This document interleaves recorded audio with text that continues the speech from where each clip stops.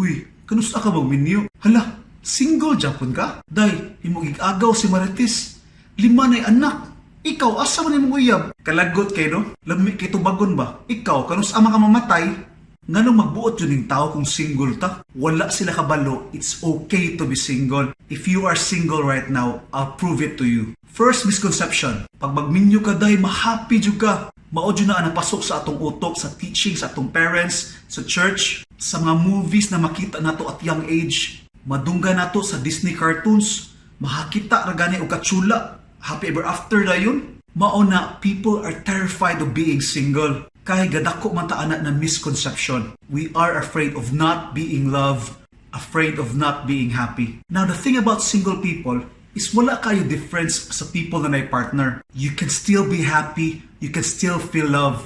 A perfect example, psychology study shows that single people have more friends than the people na may partner. Also, mas closer sila sa ilang mga igsuon and sa ilang mga parents. The reason being is daghan kay silang time to spend sa ilang friends, family, o sa ilang parents compared sa married people. Now, through the years, those experiences, those time with them creates a bond. Mas deeper ang ilang bonds. So, kanang love the needs sa tao, makuha ra na nimo sa imong friends, family, o sa imong parents. So, unsahon pagkakulang sa imong love, care, and attention kung naadaghan kay na sila? Downside of being married is you only have this one person. Unless grabe jud kaayo ka multitasker. But more often than not, siya ra gyud ang imong giakaatubang perme. Nya if magbuwag kay nagminyo, kay na pressure of being single, ni settle for less. Nga, di ba luoy kaayo? So right now, if single ka, spend time with friends and family.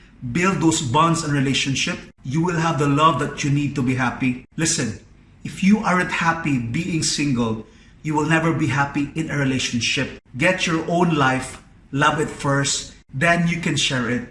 Never settle for less. Don't be terrified of being single. Second misconception, pag minyo day, kaya wala na dyan problema sa kwarta kay duha na mo. Gibahak na, dako kay gasto ka minyoon bay. Kung single ka, dako kay mga advantage. You know why? Because less distraction, less drama, less stress, more time. Single people can focus on their jobs.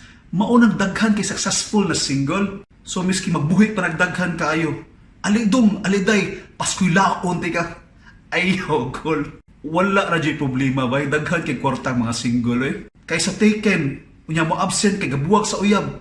Nga, tangtang sa trabaho. Third misconception, if you are single, you will be alone and sad in this world. Kita ba'y, mga matay na itong tanan, at some point we are alone in this world. Unless magdungan mo kamatay sa iyong partner, simba ko, tok-tok. My point is, maabot dyan ang time na kita rin yun isa ni kalibutana. But the question is, masad ba ka if alone ka? Living a single life, you will master the art of being happy by yourself, just yourself. So, if ma-master na nimo, it won't really matter.